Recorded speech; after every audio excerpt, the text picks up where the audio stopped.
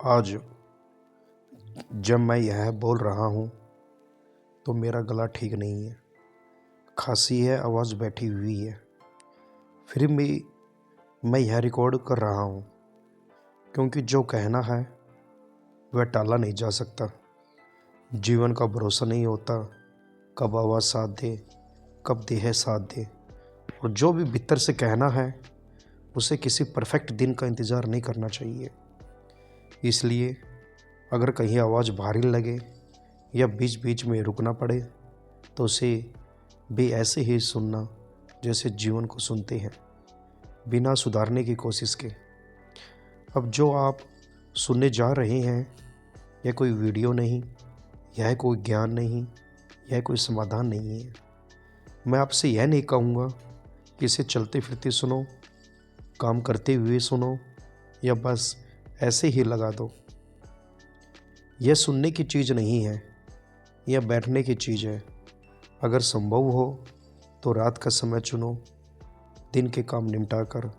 जब बाहर की आवाज़ें कम हो जाती है तो भीतर की आवाज़ें उभरने लगती है।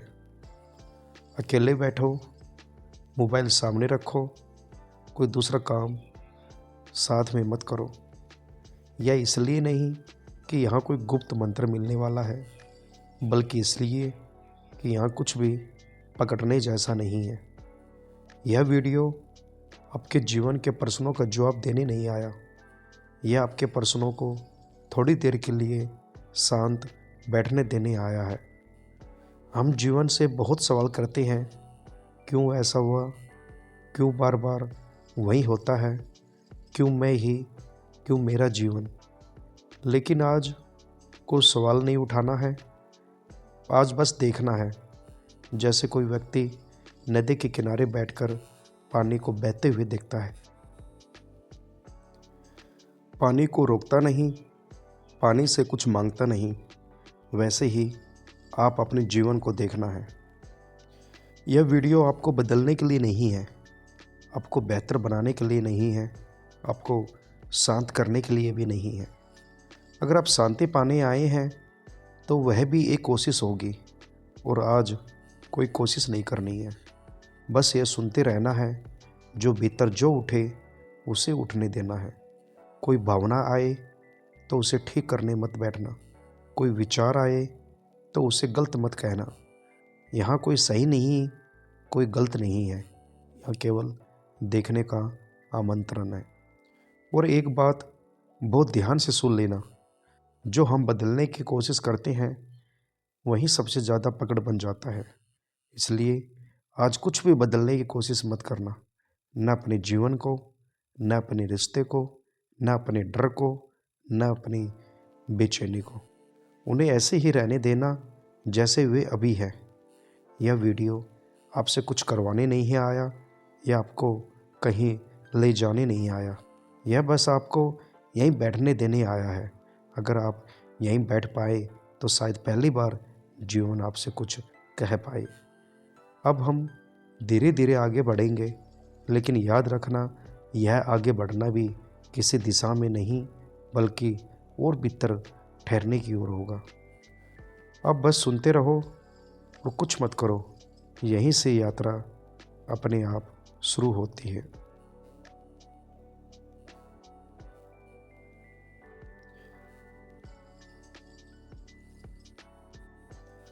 अब धीरे धीरे उस जगह की ओर चलते हैं जहाँ लगभग हर इंसान कभी न कभी आकर खड़ा हो जाता है। वहीं लोग, वहीं तरह की परिस्थितियाँ, वहीं चोट, वहीं कसक। आपने भी यह महसूस किया होगा कि जीवन जैसे गोल गोल घूम रहा है।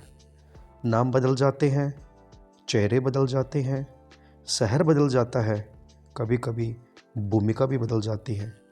लेकिन भीतर जो अनुभव उठता है वह अजीब तरह से पहले जैसा ही होता है। कभी किसी रिश्ते में, तो कभी किसी काम में, कभी किसी अपने के साथ, तो कभी बिल्कुल अजनबी के साथ। और तब भीतर से एक बहुत पुराना प्रश्न उठता है, मेरे साथ ही ऐसा क्यों होता है। ध्यान देना, यह प्रश्न शिकायत से नहीं उठता, यह थकान से उठता है। जैसे कोई कह रहा हो, मैंने बहुत कोशिश कर ली, मैंने बहुत संभाल लिया, फिर भी मैं वहीं आकर खड़ा हूँ। यह प्रश्न किसी बुरे व्यक्ति का नहीं होता। यह प्रश्न अक्सर उसी व्यक्ति का होता है जो समझने की कोशिश करता है, जो खुद को सुधारता है, जो भीतर जागता है, जो बार बार सोचता है कि शायद गलती मुझसे ही हो रही है, और फिर भी जीवन उसे उसी तरह की परिस्थिति में लाकर खड़ा कर देता है। यहाँ पर लोग जल्दी जल्दी जवाब देने लगते हैं। कोई कहता है यह कर्म है, कोई कहता है यह भाग्य है, कोई कहता है तुम्हारी सोच ही ऐसी है। लेकिन आज हम न कर्म को पकड़ेंगे, न भाग्य को, न सोच को। आज कोई कारण नहीं बताया जाएगा, क्योंकि कारण बता देना मन को थोड़ी देर के लिए संतोष दे देता है, लेकिन जीवन फिर भी वहीं ले आता है। आज हम केवल एक बात देखेंगे कि यह वहीं क्या सच में बाहर है, या कुछ भीतर ऐसा है जो हर बार उसी अनुभव को खींच लाता है। ध्यान से देखना, यह संयोग भी नहीं कहा जाएगा, क्योंकि संयोग कह देने से हम देखने से बच जाते हैं, और कारण भी नहीं कहा जाएगा, क्योंकि कारण कह देने से हम पकड़ बना लेते हैं। आज बस यह देखना है कि जब जीवन आपको फिर उसी जगह ले आता है तो भीतर क्या उठता है। वही डर, वही उम्मीद, वही अपेक्षा, वही कसाव। क्या आपने कभी इस पर ध्यान दिया है कि परिस्थिति से पहले आपके भीतर कुछ बहुत परिचित सा जागने लगता है, जैसे शरीर पहले से ही जानता हो कि आगे क्या होने वाला है, और आप कहते हैं देखा फिर वही हुआ। लेकिन शायद वही घटना नहीं थी, शायद वही आपका भीतर का ढंग था, देखने का, जुड़ने का, उम्मीद करने का। यह कहना आपको दोषी ठहराना नहीं है, यह कहना आपको जिम्मेदार ठहराना भी नहीं है। यह बस ध्यान को बाहर से हटाकर थोड़ा भीतर मोड़ना है, ताकि आप अपने जीवन को सिर्फ भुगतते हुए नहीं बल्कि देखते हुए जी सके। और अगर आप ईमानदारी से थोड़ी देर यहीं रुक पाए तो शायद पहली बार आप यह महसूस करेंगे कि जीवन आपको सज़ा देने नहीं बल्कि कुछ दिखाने के लिए बार बार उसी जगह लाता है। अब यहीं से हम और गहराई में उतरेंगे, लेकिन अभी कुछ समझने की जल्दी मत करो। बस इस प्रश्न को अपने भीतर थोड़ी देर गूंजने दो। क्या सच में जीवन मुझे वहीं ले जा रहा है, या मैं हर बार उसी तरह जीवन से मिल रहा हूँ?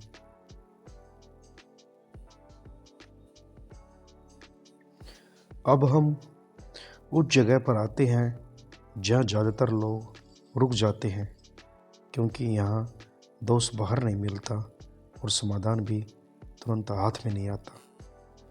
यह जगह है मन की बनावट। मन कोई खाली जगह नहीं, मन एक ढांचा है, और यह ढांचा अचानक नहीं बनता। यह बनता है अनुभव से, स्मृति से, और उस निष्कर्ष से जो हमने कभी अनजाने में अपने बारे में बना लिया। हर बार जब जीवन में कुछ घटता है, मन सिर्फ घटना को नहीं देखता, मन अपने पुराने निष्कर्षों के साथ घटना को छूता है, और यहीं से दोहराव शुरू होता है। आपने यह महसूस किया होगा कि एक अनुभव सिर्फ एक बार होता है, लेकिन उसका असर बार बार लौटता है। क्यों? क्योंकि अनुभव घटना बनकर नहीं, स्मृति बनकर मन में टिकता है, और स्मृति मर्त नहीं होती। स्मृति भविष्य की दिशा तय करती है। जब भी कोई नई परिस्थिति आती है, मन उसे नया नहीं देखता, मन उसे पुराने चश्मे से देखता है, और फिर कहता है मैं जानता हूँ यह आगे क्या करेगा। ध्यान देना, यह जानना ज्ञान नहीं होता, यह स्मृति की आदत होती है। मन पहचान बनाता है, मेरे साथ लोग ऐसे ही करते हैं, मैं हमेशा अंत में अकेला रह जाता हूँ, मेरे प्रयासों की कदर नहीं होती। ये वाक्य सिर्फ विचार नहीं ये पहचान है, और पहचान मन को एक निश्चित दिशा में चलने पर मजबूर करती है। यहाँ एक बहुत सूक्ष्म बात है। हम कहते हैं मैं बदल गया हूँ, लेकिन क्या सच में हम बदले हैं, या बस हमारी प्रतिक्रियाएं थोड़ी अलग हो गई है? पहले हम रोते थे, अब चुप हो जाते हैं। पहले हम विरोध करते थे, अब सह लेते हैं। लेकिन भीतर जो देखने वाला है वह उसी ढंग से जीवन को देख रहा है। और जब देखने का ढंग नहीं बदलता तो जीवन नई घटनाओं के माध्यम से भी पुराना अनुभव दे देता है। यही दोहराव है, यह दंड नहीं, यह मन का स्वचालित ढांचा है। जैसे मशीन एक बार प्रोग्राम हो जाए तो अलग अलग इनपुट के बावजूद वही आउटपुट देती है। मन भी कुछ इसी तरह काम करता है। यहाँ श्रोता से एक छोटी सी ईमानदारी दृष्टि चाहिए। यह नहीं देखना कि जीवन में ने क्या किया, यह देखना कि मन हर बार कैसे पहले से तैयार रहता है। और जब आप पहली बार इस ढांचे को बाहर खड़े होकर देखते हैं तो एक हल्की सी दरार पड़ती है, मन में नहीं पहचान में। और यहीं से दोहराव थोड़ा थोड़ा ढीला पड़ने लगता है। इस भाग का उद्देश्य आपको बदलना नहीं, इस भाग के उद्देश्य आपको सुधारना भी नहीं। बस इतना करना है कि आप मन नहीं है, आप उस ढांचे को देखने वाले हैं। और जहाँ देखना शुरू होता है वहाँ ठहराव धीरे धीरे अपनी पकड़ खो देता है। अब यहीं से हम और भीतर उतरेंगे, जहाँ यह देखा जाएगा कि यह ढांचा क्यों इतना मजबूत लगता है, इसे पकड़े कौन है। लेकिन अभी बस यहाँ तक ठहरिए और अपने जीवन की किसी एक दोहराती हुई स्थिति को बिना बदले, बिना हल किए सिर्फ देखिए। अब हम उस परत तक आते हैं जहाँ मन का ढांचा सिर्फ यादों से नहीं बल्कि उम्मीदों से बंधा होता है। उन उम्मीदों को हम नाम नहीं देते, इन्हें अपेक्षा नहीं कहते, क्योंकि अपेक्षा मान लेने से मन थोड़ा असहज हो जाता है। इसलिए अपेक्षा चुपचाप बनती है, धीरे धीरे, किसी रिश्ते में, किसी काम में, किसी स्थिति में। हम कुछ बोलते नहीं, लेकिन भीतर मान लेते हैं कि अब ऐसा ही होगा, कि तुम ऐसा ही समझोगे, कि जीवन या मुझे धोखा नहीं देगा। और यहीं से डर जन्म लेना शुरू करता है। डर हमेशा नकारात्मक विचार से नहीं आता। डर अक्सर उस चीज़ से आता है जिसे हम खो नहीं सकते। ध्यान देना, जिसे आप जुड़े नहीं हैं उससे डर नहीं लगता। डर उसी जगह पैदा होता है जहाँ जुड़ाव होता है, और जुड़ाव अक्सर प्रेम नहीं होता, जुड़ाव सुरक्षा की जरूरत होती है। हम जीवन को खुलापन नहीं, सुरक्षा के रूप में देखने लगते हैं। हम कहते हैं सब ठीक रहे, लेकिन ठीक रहने का अर्थ अक्सर यह होता है कि कुछ भी अप्रत्याशित न हो, कोई मुझे असहज न करे, कोई मेरी छवि न तोड़े, कोई मेरे आश्रय को हिला न दे। और जब जीवन अपनी स्वाभाविक गति से कुछ और दिखाता है तो डर तेज हो जाता है। हम जब जीवन से नहीं डरते, हम अपनी अपेक्षा टूटने से डरते हैं, और यह डर धीरे धीरे नियंत्रण में बदल जाता है। हम लोगों को नियंत्रित करते हैं, स्थिति को नियंत्रित करते हैं, अपने भीतर की भावनाओं को भी नियंत्रित करना चाहते हैं, और इस नियंत्रण को हम समझदारी समझ लेते हैं। लेकिन जीवन नियंत्रण से नहीं, प्रवाह में चलता है, और जब प्रवाह को कसकर पकड़ने की कोशिश होती है तो वहीं दुख बन जाता है। यहाँ एक बहुत ईमानदार देखना है, क्या मैं जीवन को जी रहा हूँ या जीवन से खुद को सुरक्षित करने में लगा हूँ। क्योंकि जहाँ सुरक्षा मुख्य हो जाती है वहाँ डर स्वाभाविक हो जाता है, और जहाँ डर लगातार बना रहता है वहाँ दुख अचानक नहीं आता, वह धीरे धीरे इकट्ठा होता है। यह कहना फिर एक नया दबाव बना देगा। दुख किसी घटना का नहीं, दुख उस पकड़ का है जिसे हमने जीवन समझ लिया। और जब यह पकड़ थोड़ी ढीली पड़ती है तो जीवन उतना खतरनाक नहीं लगता।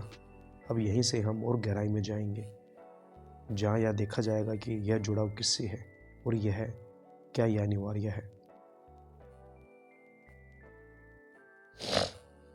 अब हम उस जगह आते हैं जहाँ बात सिर्फ मन की नहीं रहती, क्योंकि जो कुछ मन में चलता है वह शरीर में उतरता ही है।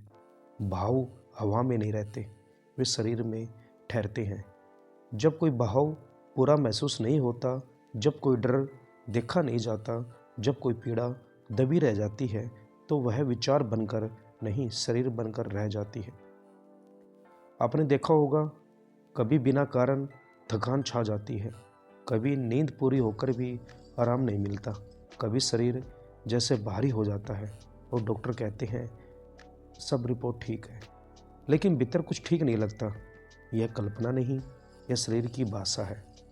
शरीर हमसे झूठ नहीं बोलता, शरीर उस बोझ को ढोता है जिसे मन मानने से इनकार करता है।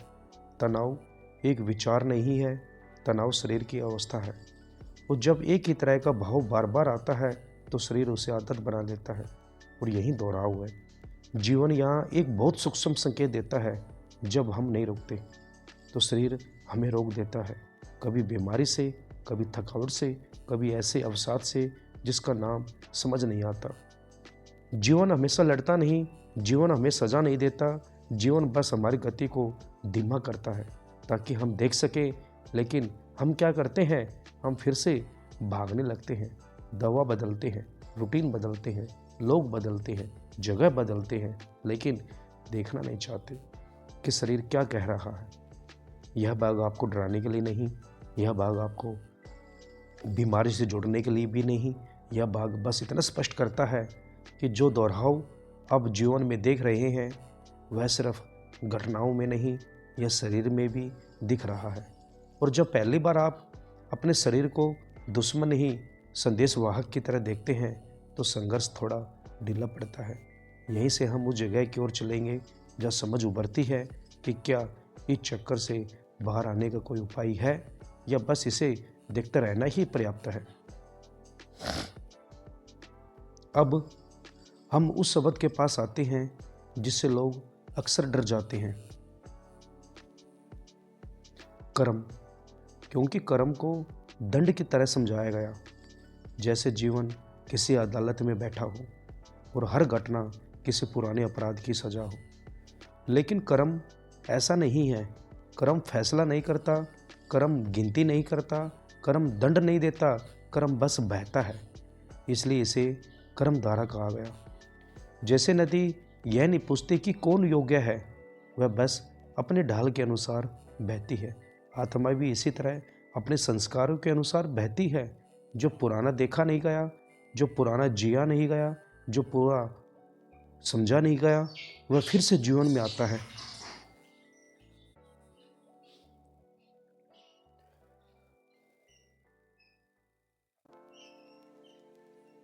यह परीक्षा नहीं, यह अवसर है। लेकिन जब हम इसे दंड समझ लेते हैं तो अपराध बोध पैदा होता है। हम कहते हैं मैंने कुछ गलत किया होगा, और यह भावना पीड़ा से भी ज़्यादा भारी हो जाती है। शोधन का अर्थ सजा नहीं है, शोधन का अर्थ देखना है। जिसे देखा नहीं गया वह साफ नहीं होता, और जो साफ नहीं होता वह बहता रहता है। एक ही आत्मा पर बार बार परीक्षाएं इसलिए नहीं आती कि वह दोषी है, बल्कि इसलिए कि वह देखने की क्षमता रखती है। हल्के ढंग से जीने वाले अक्सर गहराई से नहीं देखते, इसलिए उनकी कर्म धारा सतह पर ही बहती रहती है। लेकिन जो भीतर देखता है, जो प्रश्न करता है, जो पीड़ा को समझना चाहता है, उसकी कर्म धारा उसे बार बार उसी मोड़ पर लाती है, ताकि वह भागे नहीं, ताकि वह देखे। इस भाग का उद्देश्य आपको कर्म में उलझाना नहीं, यह उद्देश्य किसी पुराने जन्म का हिसाब भी नहीं खोलता। यह भाग बस इतना करता है कि आपकी पीड़ा से अपराध बोध हटा देता है। आप गलत नहीं हैं, आप दंडित नहीं हो रहे, आप बस एक प्रक्रिया में हैं, और जहाँ प्रक्रिया को देखा जाता है वहाँ वह धीरे धीरे अपनी पकड़ ढीली छोड़ देती है। अब यहीं से हम उस जगह की ओर बढ़ेंगे जहाँ यह देखा जाएगा कि इस धारा में क्या सच में कोई केंद्र है या बस बहाव है। अब हम उस जगह पर आते हैं जहाँ शब्द धीरे धीरे कम पड़ने लगते हैं, क्योंकि जिसकी हम बात करने जा रहे हैं वह किसी विचार से नहीं, किसी मान्यता से नहीं, सीधे जीवन के अनुभव से जुड़ा है। शास्त्र यहाँ ज्ञान देने नहीं आते, शास्त्र यहाँ दृष्टि साफ करने आते हैं। सबसे पहले संस्कार। संस्कार कोई रहस्यमय चीज़ नहीं है। संस्कार वह है जो बार बार घटते घटते आपके भीतर स्वाभाविक बन गया। जिस तरह किसी रास्ते पर बार बार चलने से एक पगडंडी बन जाती है, वैसे ही कुछ अनुभव बार बार मन और शरीर से गुजरते हैं और एक ढंग बना देते हैं। कैसे देखना है, कैसे डरना है, कैसे जुड़ना है, कैसे बचना है। संस्कार याद नहीं होता, संस्कार प्रतिक्रिया होता है। आप सोचकर डरते नहीं, डर अपने आप आता है। यही संस्कार है। आप अविद्या का अर्थ जानकारी की कमी नहीं, अविद्या का अर्थ यह नहीं कि आपने पढ़ा नहीं, अविद्या का अर्थ है जो आप नहीं हैं उसे आपने खुद मान लिया। जब आप कहते हैं मैं ऐसा ही हूँ और यह ऐसा किसी डर से, किसी चोट से, किसी पहचान से जुड़ा हुआ है, यही अविद्या काम कर रही है। शास्त्र यह नहीं कहते कि पहचान मत रखो, वे बस यह कहते हैं कि पहचान को सच मत समझ लो, क्योंकि गलत पहचान सीधे दुख में बदलती है। और अगर मैं खुद को केवल शरीर मान लूँ तो मृत्यु भय बन जाती है। अगर मैं खुद को केवल इस मन मान लूँ तो हर विचार सच लगने लगता है। अगर मैं खुद को केवल इस भूमिका मान लूँ तो उसका टूटना नरक बन जाता है। दुख घटना से नहीं, पहचान से पैदा होता है, और यही कारण है कि दो लोग एक ही परिस्थिति में अलग तरह से टूटते हैं। घटना समान होती है, पहचान अलग होती है। यहाँ शास्त्र बहुत शांत स्वर में बस इतना कहते हैं, तुम जो देख रहे हो वह तुम नहीं हो, और जो तुम हो वह किसी भी देखे जाने वाली चीज़ में पूरा नहीं आता। यह समझ अगर बुद्धि में जाए तो भारी हो जाती है, लेकिन अगर अनुभव में उतरने लगे तो दुख अपने आप हल्का होने लगता है। इस बात के उद्देश्य से आपको कोई नई पहचान देना नहीं, यह उद्देश्य पुरानी पहचान छीनना भी नहीं। बस इतना करना है कि अब अगली बार डर उठे तो आप थोड़ी देर रुक सके और देख सके कि डर आपको हो रहा है या डर आपके भीतर किसी पहचान को हो रहा है। यहीं से गहराई शुरू होती है और यहीं से बोझ खत्म होने लगता है। अब इस स्पष्टता के साथ हम उस जगह की ओर बढ़ेंगे जहाँ देखने वाला खुद को थोड़ा थोड़ा पहचानने लगता है।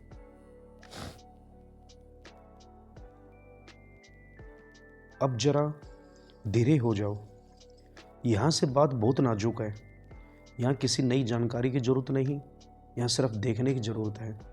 अब तक हम जीवन, दोहराव, मन, डर, शरीर, कर्म, संस्कार सबको देख रहे थे, लेकिन अब एक सवाल अपने आप उठता है, यह सब देख कौन रहा है? सोचो जरा। दुख आया, तुमने कहा मुझे दुख हुआ। विचार आया, तुमने कहा मेरे मन में विचार आया। डर उठा, तुमने कहा मैं डर गया। लेकिन एक पल रुककर देखो, अगर दुख दिखाई दे रहा है तो क्या तुम दुख हो सकते हो? अगर विचार दिख रहा है तो क्या तुम विचार हो सकते हो? जो दिखाई देता है, जो देख रहा है, दोनों एक नहीं हो सकते। यह बात समझने की नहीं, यह बात महसूस करने की है। अभी इसी पल कोई विचार चल रहा होगा, शायद यह विचार की यह बात समझ में आ रही है या समझ में नहीं आ रही। अब जरा ध्यान दो, यह विचार कहाँ से आया और इससे भी जरूरी किसे दिखाई दे रहा है?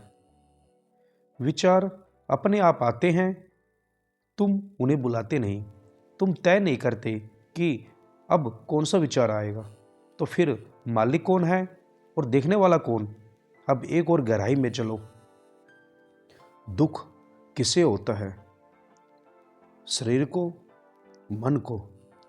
जब शरीर में दर्द होता है तुम कहते हो मुझे दर्द है, लेकिन नींद में वही शरीर होता है। दर्द कहाँ चला जाता है? मन सो जाता है, दुख सो जाता है, पर तुम रहते हो। तो जो रहता है वह क्या है? वह कोई नाम नहीं मांगता, वह कोई पहचान नहीं मांगता, वह यह नहीं कहता कि मैं साधक हूँ, मैं ज्ञानी हूँ, मैं दुखी हूँ, मैं सुखी हूँ। वह बस है। जब तुम बहुत शांत होते हो, जब कोई इच्छा नहीं चल रही होती, जब कुछ पाने की जल्दी नहीं होती, तब जो बचता है वही तुम हो। लेकिन हमने जीवन भर उस शांति को खालीपन समझ लिया और तुरंत कुछ ना कुछ भर दिया। काम, रिश्ता, डर, आशा, भविष्य। इसलिए जीवन बार बार हमें वहीं लाकर खड़ा कर देता है जहाँ कुछ नहीं बचता, ताकि हम पहली बार खुद से मिल सके। अब ध्यान से सुनो, यह देखने वाला कुछ करता नहीं, यह सुधार नहीं करता, वह बदलता नहीं, वह बस देखता है। और जैसे ही देखना गहरा होता है, दुख ढीला पड़ने लगता है, विचार की पकड़ ढीली पड़ने लगती है, जीवन का बोझ अपने आप हल्का हो जाता है। कोई प्रयास नहीं, कोई साधना नहीं, कोई विधि नहीं, बस इतना देखना कि जो बदल रहा है वह मैं नहीं हूँ, और जो नहीं बदल रहा उसे पहचान की जरूरत भी नहीं है, वह खुद प्रकट हो रहा है। यही पहली बार भीतर एक मौन उतरता है, शब्दों के बीच का मौन, विचारों के पीछे का मौन, जीवन के शोर के नीचे का मौन। इसे पकड़ने की कोशिश मत करना, यह पकड़ से बाहर है। बस इतना कहो, भीतर मैं देख रहा हूँ। यहीं कुछ भी करने की जरूरत नहीं रहती। अब यहाँ से बात बहुत ईमानदार हो जाती है, क्योंकि यहाँ हम उस जगह को छूते हैं जहाँ आदमी सबसे ज़्यादा डरता है, टूटन। जब जीवन में सब बिखरने लगता है, रिश्ते, योजनाएं, पहचान, भरोसा, तो पहला भाव यही आता है, सब खत्म हो गया। लेकिन जरा ठहर कर देखो, क्या सच में सब टूटता है, या सिर्फ वही टूटता है जो हमने जोड़ रखा था? जीवन कुछ तोड़ता नहीं, वह बस पकड़ ढीली करता है। हम जिन चीज़ों को मेरा कहकर पकड़े रहते हैं, विचार, रोल, छवि, अपेक्षा, भविष्य की तस्वीर, जब वो गिरती है तो हमें लगता है हम गिर रहे हैं, लेकिन सच यह है हम नहीं गिरते, हमारी पकड़ गिरती है। अब रुकावट की बात करें, हर रुकावट पर मन कहता है यह गलत है, यह नहीं होना चाहिए था, अब आगे क्या? लेकिन जरा जीवन की भाषा सुनो, रुकावट का मतलब रुकना नहीं, रुकावट का मतलब अब ऐसे मत चलो। जब हम नहीं रुकते तो जीवन रोक देता है, बीमारी से, टूटन से, असफलता से, अकेलेपन से। यह सजा नहीं, यह बुलावा है। बुलावा किस बात का? कि बाहर देखना बंद करो, अब भीतर देखो। हमारी सारी दौड़ बाहर की थी, ठीक करने की, बदलने की, बचने की, साबित करने की। और जब सब रास्ते बंद हो जाते हैं तो पहली बार देखना शुरू होता है। दुख वहीं से गहरा होता है जहाँ हम भागते हैं, और वहीं से हल्का होने लगता है जहाँ हम रुकते हैं। अब एक बहुत सूक्ष्म बात सुनो, दुख से दुश्मनी मत रखो। दुख शत्रु नहीं है, दुख संकेत है। संकेत कि हम अपनी सीमित पहचान से ज़्यादा जी रहे हैं। दुख कहता है इतने छोटे मत बनो, लेकिन हम उसे चुप कराने की कोशिश करते हैं, दवा से, व्यवस्था से, धर्म से, ज्ञान से, लोगों से।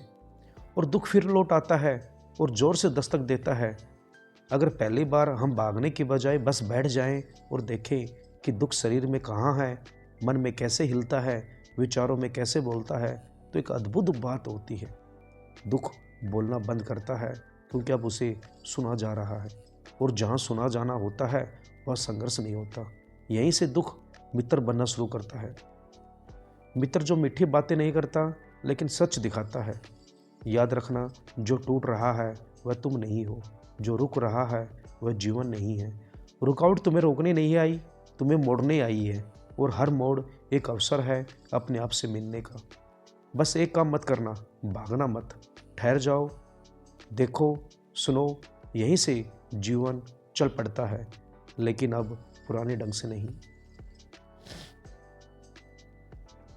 अब यहाँ एक बात बहुत साफ हो जाती है, जो जितना बदलने की कोशिश करता है वह उतना ही उलझता जाता है, क्योंकि समस्या जितनी नहीं होती उतना उसका समाधान भारी हो जाता है। हम जीवन की समस्या मान लेते हैं और फिर उसे ठीक करने निकल पड़ते हैं। रिश्ता ठीक करना है, मन ठीक करना है, स्वभाव ठीक करना है, अतीत ठीक करना है, अपने आप को ठीक करना है, और यहीं से थकान शुरू होती है। समाधान सुनने में अच्छे लगते हैं, लेकिन अक्सर वे एक संदेश छुपा रखते हैं, तुम जैसे हो वैसे ठीक नहीं हो। यह बात मन बहुत गहराई में ले लेता है और फिर जीवन एक सुधार योजना बन जाता है। अब जरा देखो, क्या जीवन ने कभी तुमसे कहा कि तुम बदलो? पेड़ से कोई नहीं कहता सीधा हो जाओ, हवा से कोई नहीं कहता धीरे चलो, नदी से कोई नहीं कहता रुक जाओ। वे जो हैं वहीं बहते हैं और उसी में सौंदर्य है। तो स्वीकार का अर्थ हार नहीं है, स्वीकार का अर्थ है युद्ध का अंत। जब हम स्वीकार करते हैं तो हम बैठ जाते हैं, और जब हम बैठते हैं तो जीवन बोलना शुरू करता है। स्वीकार का मतलब यह नहीं कि दुख अच्छा है, यह अन्याय सही है, यह प्रयास छोड़ दो। स्वीकार का मतलब है जो अभी है उससे लड़ना बंद करना। जैसे ही लड़ाई रुकती है ऊर्जा बचती है, और वही ऊर्जा जीवन को सरल बनाती है। तुमने देखा होगा, जब तुम किसी को जैसा है वैसा छोड़ देते हो तो वह या तो बदलता है या महत्व खो देता है। जीवन के साथ भी यही होता है। जैसे ही मुझे ऐसा होना चाहिए यह आवाज़ धीमी पड़ती है, वैसे ही भीतर जगह बनती है, और उस जगह में हल्कापन उतरता है। हल्कापन कोई अवस्था नहीं जो पाई जाती है, हल्कापन तब आता है जब बोझ गिर जाता है। और बोझ क्या है? उम्मीद, नियंत्रण, सुधार, भविष्य की चिंता। कुछ भी बदलने की जरूरत नहीं है, क्योंकि बदलने वाला खुद ही थका हुआ है। जब वह रुकता है तो जीवन अपने आप बहने लगता है, और तब समझ आता है सरल जीवन बनाया नहीं जाता, सरल जीवन बच जाता है जब हम हस्तक्षेप बंद कर देते हैं। यही मन थोड़ा शांत होता है, शरीर थोड़ा ढीला पड़ता है, और श्वास अपने आप गहरी हो जाती है। कुछ भी बदलना नहीं, बस इतना देख लेना कि बदलने वाला कौन है। यहीं से हल्कापन शब्द नहीं रहता, अनुभव बन जाता है। अब यहाँ ज़्यादा कहने की ज़रूरत नहीं, क्योंकि जो समझा जाना था वह शब्दों से पहले ही उतर चुका है। अब सिर्फ ठहरना है, थोड़ा रुकना, कुछ भी सोचने की ज़रूरत नहीं। अगर कोई विचार आए तो उसे हटाओ मत, बस देखो और देखते रहो। यह जो सुन रहा है वह शब्द नहीं है, यह जो ठहर रहा है वह मन रही है। अब शरीर को थोड़ा ढीला छोड़ दो, कंधे नीचे गिरने दो, सांस जैसी है वैसे ही रहने दो। कोई गहराई बनाने की ज़रूरत नहीं, जो अपने आप हो रहा है उसी में रहो।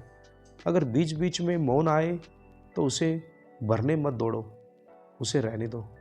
मौन कोई खालीपन नहीं है, मौन वह जगह है जहाँ कुछ भी मांगा नहीं जाता। अब अगर कोई प्रश्न उठे तो उसे भी उत्तर मत दो, प्रश्न को भी मौन में गिरने दो। यह जो अभी मौन है यह नया नहीं, यह पहले से था, बस शब्द हट गए, और जब शब्द हटते हैं तो तुम बचते हो। कोई पहचान नहीं, कोई भूमिका नहीं, कोई साधक नहीं, कोई श्रोता नहीं, सिर्फ होना। अब यहीं रुकना, कुछ पल, कुछ और यहाँ कुछ कहना बाकी नहीं, मौन खुद पूरा है। अब यह कहना भी जरूरी नहीं है कि यह समापन है, क्योंकि जो चल रहा है वह कभी शुरू नहीं हुआ था। जीवन आपको बार बार वहीं नहीं लाता, वहीं दर्शे, वहीं लोग, वहीं घटनाएं नहीं दोहराता है वह जो देख रहा है। देखने वाला वहीं रहता है तो दर्शे भारी लगते हैं, देखने वाला हल्का होता है तो वहीं जीवन नया लगता है। कुछ बदला नहीं, न परिस्थितियाँ, न लोग, न अतीत, बस एक हल्का सा सरकना हुआ भीतर। जहाँ पहले शिकायत थी वहाँ अब समझ है, जहाँ पहले प्रश्न थे वह अब ठहराव है। यह कोई उतर नहीं, यह उतर के गिर जाने की स्थिति है। अब अगर कल फिर वही जीवन आए तो कोई आश्चर्य नहीं, और अगर वह नया लगे तो कोई घोषणा नहीं, बस एक शांत स्वीकार। अब यहाँ कुछ कहना बाकी नहीं। आप सुन रहे हैं या बस है इसमें अब अंतर नहीं। यहीं शब्द रुकते हैं और मौन अपने आप पूरा हो जाता है। यहाँ आप कुछ पल न बोले।